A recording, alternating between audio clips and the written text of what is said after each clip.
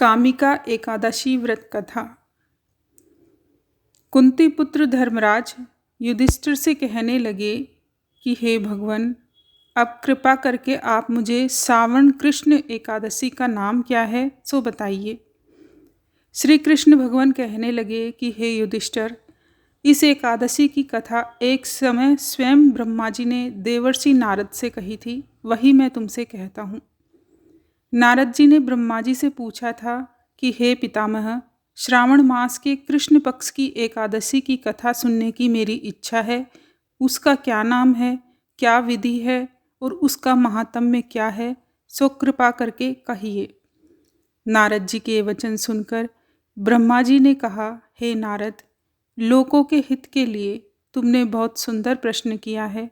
श्रावण मास की कृष्ण एकादशी का नाम कामिका एकादशी है। उसके सुनने मात्र से वाजपेयी यज्ञ का फल मिलता है। इस दिन शंख चक्र गदाधारी विष्णु भगवान का पूजन होता है, जिनके नाम श्रीधर, हरि, विष्णु, माधव, मधुसूदन है। उनकी पूजा करने से जो फल मिलता है सो सुनो। जो फल गंगा, काशी, नैमिषारण्य और पुष्कर स्नान से मिलता है, वह विष्णु भगवान के पूजन से मिलता है। जो फल सूर्य व चंद्र ग्रहण पर कुरुक्षेत्र और काशी में स्नान करने से, समुद्र, वन सहित पृथ्वी दान करने से, सिंह राशि के बृहस्पति में गोदावरी और गंडकी नदी में स्नान से भी प्राप्त नहीं होता, वह भगवान विष्णु के पूजन से मिलता है। जो मनुष्य श्रावण में भगवान का पूजन करते हैं, उनसे देवता, गंधर्व और सूर्य आदि सब पूजित हो जाते हैं। अतः पापों से डरने वाले मनुष्यों को कामिका एकादशी का व्रत और विष्णु भगवान का पूजन अवश्यमेव करना चाहिए। पाप रूपी कीचड़ में फंसे हुए और संसार रूपी समुद्र में डूबे हुए मनुष्यों के लिए इस एकादशी का व्रत और भगवान विष्णु का पूजन अत्यंत आवश्यक है। इससे बढ़कर पापों के नाशों का कोई उपाय नहीं है। हे नारद, स्वयं भगवान ने यही कहा है कि कामिका व्रत से जीव कुयोनि को प्राप्त नहीं होता। जो मनुष्य इस एकादशी के दिन भक्तिपूर्वक तुलसी दल भगवान विष्णु को अर्पण करते हैं, वे इस संसार के समस्त पापों से दूर रहते हैं। विष्णु भगवान रत्न, मोती, मणि तथा आभूषण आदि से इतने प्रसन्न नहीं होते जितने तुलसी दल से। तुलसी दल पूजन का फल 4 भाग चांदी और 1 भार स्वर्ण के दान के बराबर होता है। हे नारद, मैं स्वयं भगवान की अति प्रिय तुलसी को सदैव नमस्कार करता हूँ। तुलसी के पौधे को सींचने से मनुष्य की सभी यातनाएं नष्ट हो जाती है। दर्शन मात्र से सब पाप नष्ट हो जाते हैं और स्पर्श से मनुष्य पवित्र हो जाता है। कामिका एकादशी की रात्रि को दीपदान तथा जागरण के फल का महात्म्य चित्रगुप्त भी नहीं कह सकते।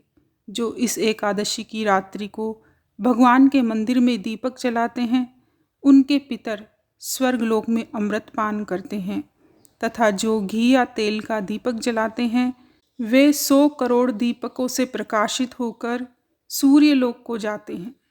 ब्रह्मा जी कहते हैं कि हे नारद, ब्रह्म हत्या तथा भ्रूण हत्या आदि पापों को नष्ट करने वाली इस कामिका एकादशी का व्रत मनुष्य को यत्न के साथ करना चाहिए।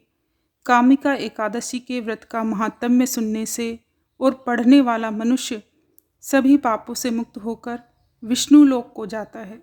भगवान श्री कृष्ण ने युधिष्ठिर से कहा, हे वत्स, अब तुम कामिका एकादशी व्रत कथा सुनो। एक पौराणिक कथा के अनुसार बहुत समय पहले एक गांव में एक पहलवान रहता था। पहलवान नेक दिल का आदमी था, लेकिन उसका स्वभाव बहुत क्रोध करने वाला था। इसी वजह से आए दिन उससे किसी न किसी की बहस हो जाती थी। एक दिन पहलवान ने एक ब्राह्मण से झगड़ा कर लिया। उसके ऊपर क्रोध इतना हावी हो गया कि उसने ब्राह्मण की हत्या कर दी, जिसकी वजह से उस ब्राह्मण पर हत्या का दोष लग गया।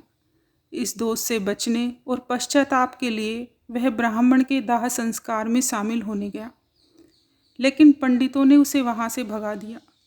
पंडितों ने ब्राह्मण की हत्या का दोषी मानकर पहलवान का सामाजिक बहिष्कार कर दिया। ब्राह्मणों ने पहलवान के यहाँ सभी धार्मिक कार्य करने से मना कर दिया। सामाजिक बहिष्कार से परेशान होकर पहलवान ने एक साधु से पूछा कि वह कैसे इस दोष से मुक्त हो सकता है। इस पाप से बचने का उपाय जानना चाहा। साधु ने पहलवान को कामिका एकादशी का व्रत करने की सलाह दी। साधु के कहने पर पहलवान ने कामिका एकादशी व्रत का विधि विधान से पालन किया। एक दिन रात में पहलवान भगवान विष्णु जी की मूर्ति के पास सो रहा था। उसे नींद में भगवान विष्णु के दर्शन हुए और उसने सपने में देखा कि भगवान उसे ब्राह्मण हत्या के दोष से मुक्त कर रहे हैं। उस दिन से कामिका एकादशी व्रत रखने का प्रचलन हो गया। बोलिए भगवान विष्णु की जय।